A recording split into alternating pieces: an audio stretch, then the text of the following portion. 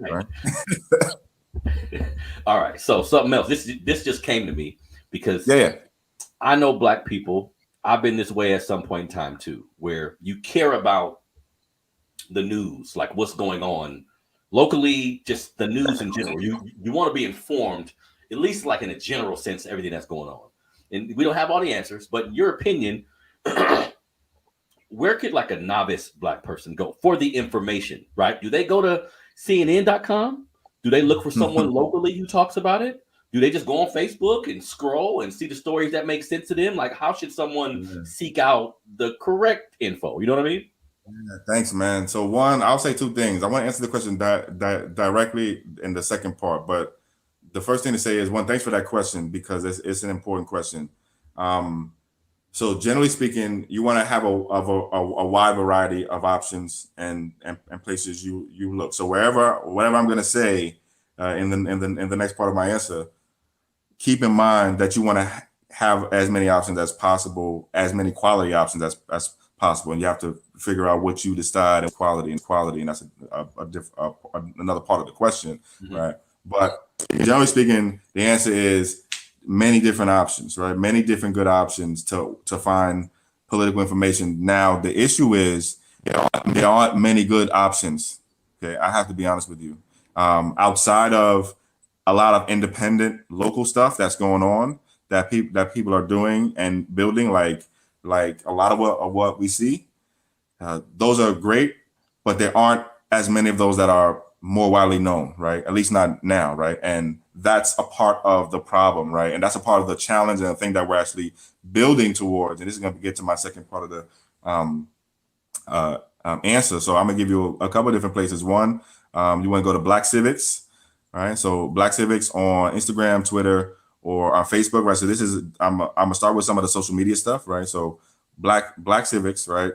And that's a program and that's a platform that I help run actually. And what we do there is give you Black civics and political information from a Black perspective. One of the parts of the problem that I was just describing is that we don't have a lot of options that are like Black, okay? Like a lot of those options are giving you white supremacy, right?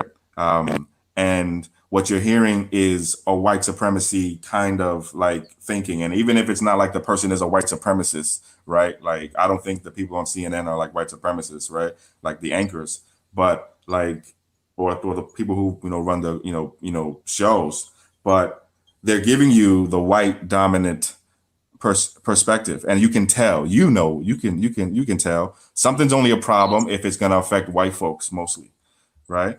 Like homelessness and stuff has been a problem, and housing affordability has been a huge problem for Black folks, right? We've been struggling with that for a long time, right?